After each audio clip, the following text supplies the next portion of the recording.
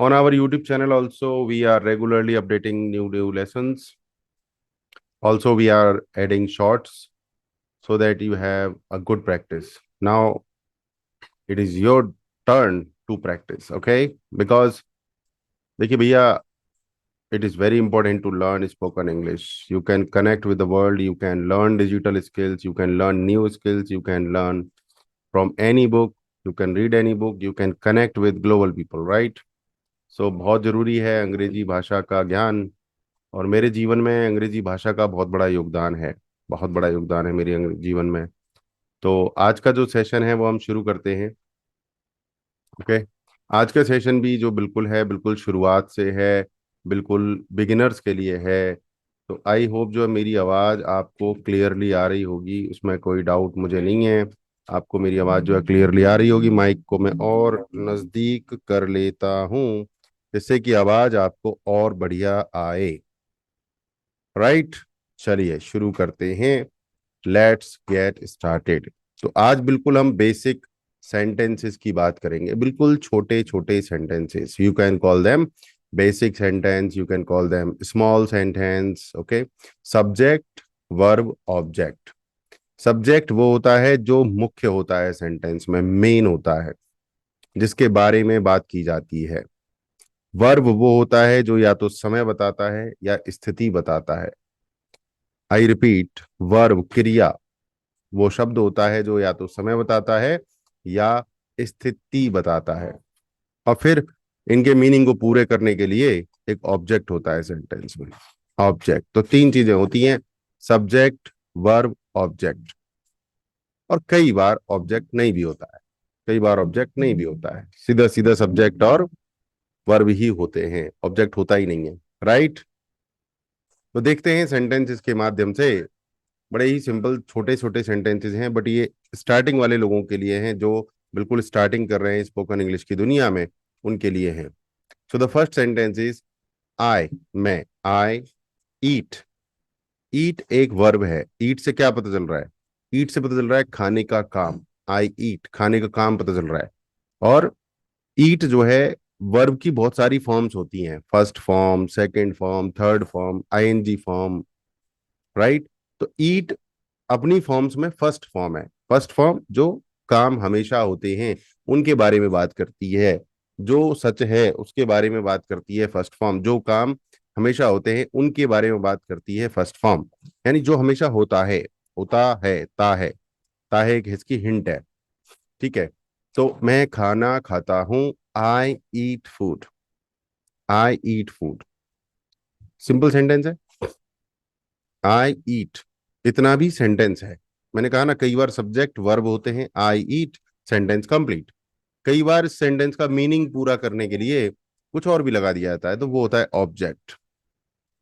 आई eat food अभी बड़ा simple है, आई ईट फूड, बट कई बार ये दिक्कत देता है, क्योंकि जैसे ही मैं खाता हूं तो आई ईट फूड होता है, आप खाते हो तो होता है यू ईट फूड, जब हम खाते हैं तो होता है वी ईट फूड, जब वो लोग खाते हैं तो होता है दे ईट फूड।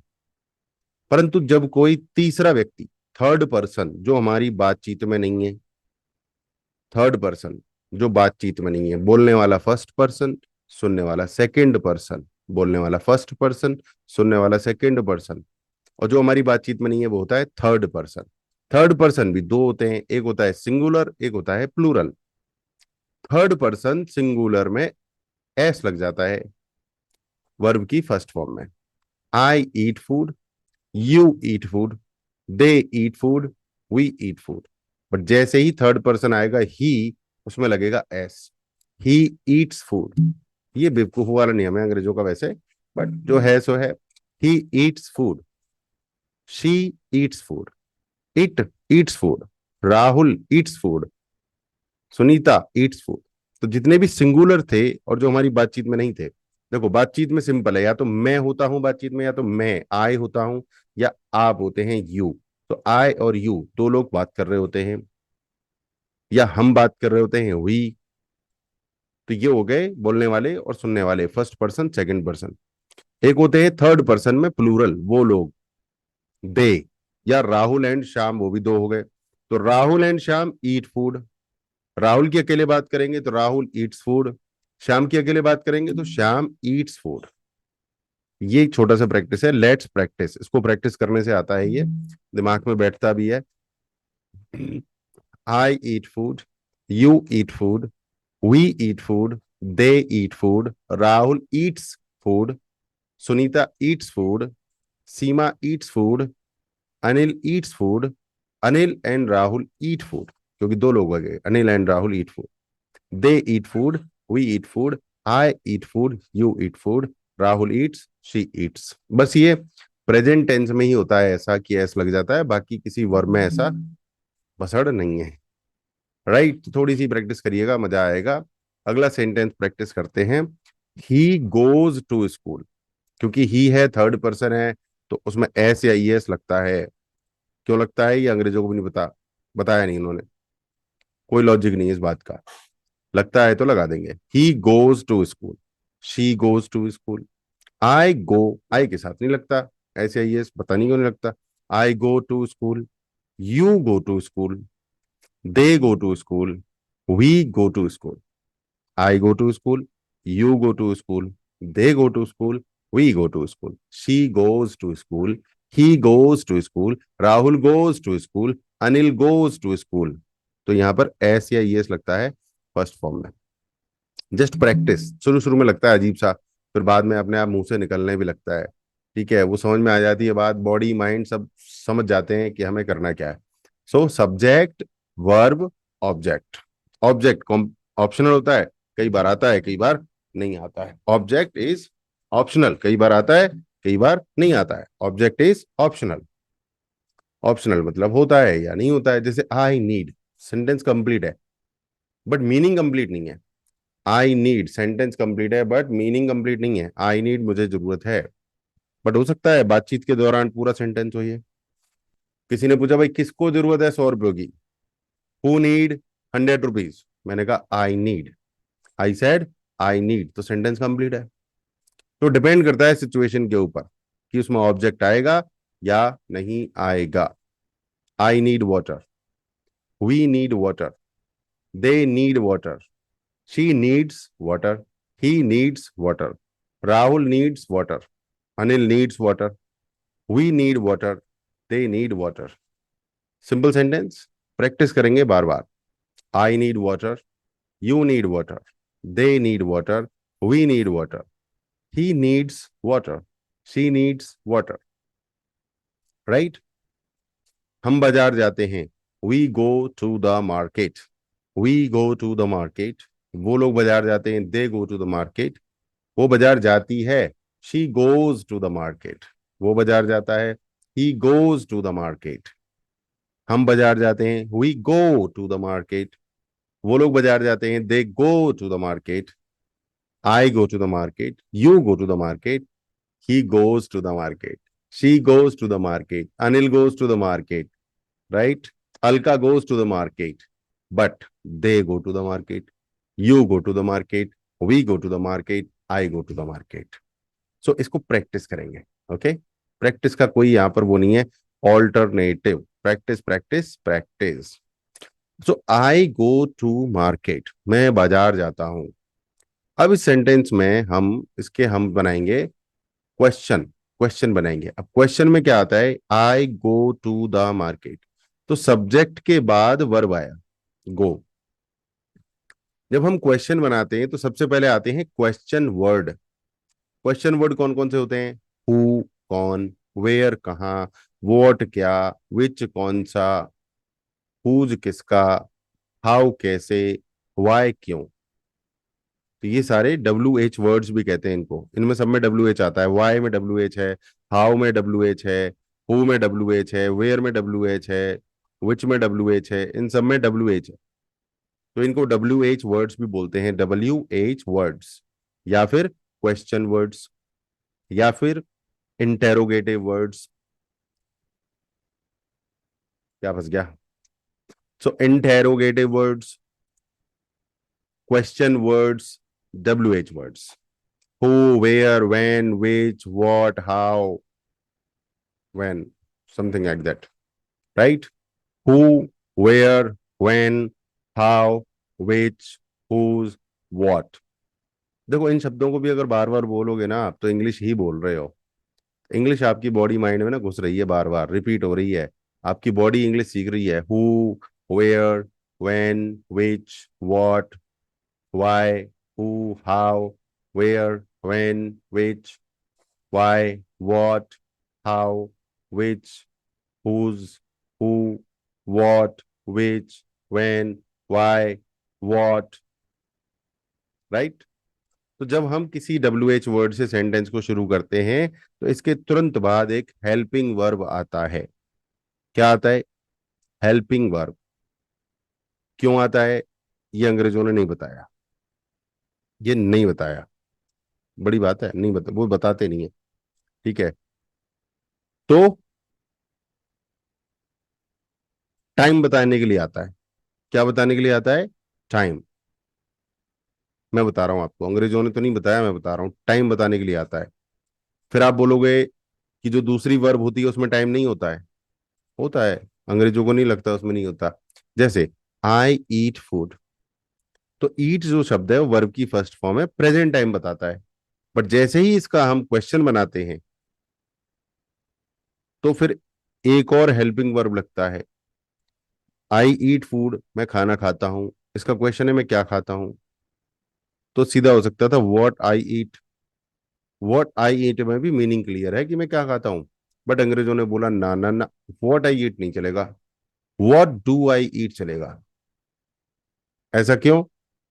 हम नहीं बताएंगे, बस ऐसा है। तो उनको ठीक लगा होगा, कोई उन्होंने किया होगा एक्सपेरिमेंट, समझी होगी स्थिति परिस्थिति, तो उनको लगा होगा कि हाँ डू होना चाहिए। सो व्हाट डू आई ईट। अब व्हाट डू आई का मतलब होता है मैं क्या करता हूं। मैं क्या करता हूं। अब वो क्या करता हूं मैं क्या आ रहा है? खाना। मतलब मैं खाने में क्या खाता हूं। What do I eat. I go to market.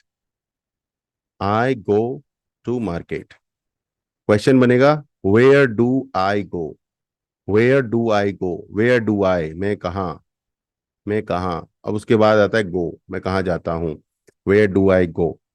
तो ये एक चीज समझनी है कि जब भी क्वेश्चन वर्ड आएगा तो we are using helping verb. उसको हेल्पिंग वर्ब बोलते हैं या टाइम वर्ड बोलते हैं। वो टाइम बताने में मदद करता है इसलिए हेल्पिंग वर्ब बोलते हैं। टाइम बताने में हेल्प करता है इसलिए, टाइम बताने में हेल्प करता है इसलिए हेल्पिंग वर्ब कहते हैं। बहुत सारे लोगों को तो ये नहीं पता उसको हेल्पिंग वर्ब कहते क्यों है। वर्ब की हेल्प करता है, क्या हेल्प करता है नहीं पता, बट हम बता रहे हैं, हम गुरुजी हैं, हम बता रहे हैं। वर्ब की हेल्प करता है टाइम क्लियर करने में, और उसको असिस्ट भी करता है सेंटेंस को सुंदर बनाने में, क्योंकि अंग्रेजों का लफड़ा है। Right. Okay. So what are you doing. What are you doing. आप क्या कर रहे हैं। What are you doing.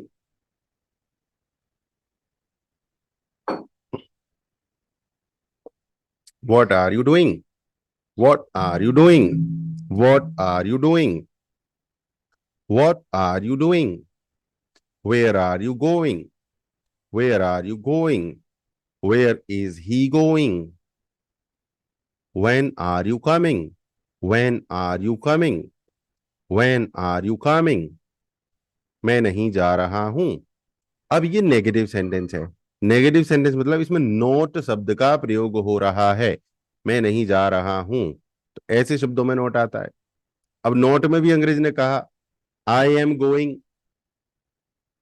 I am going, तो इसमें तो वैसे ही दो वर्ब थे। आई एम गोइंग में एम है, गोइंग है। तो गोइंग बताता है जा रहा, एम बताता है हूं। तो एम टाइम बताने में मदद करता है। आई एम गोइंग तो नेगेटिव होगा तो I am not going. I am not going.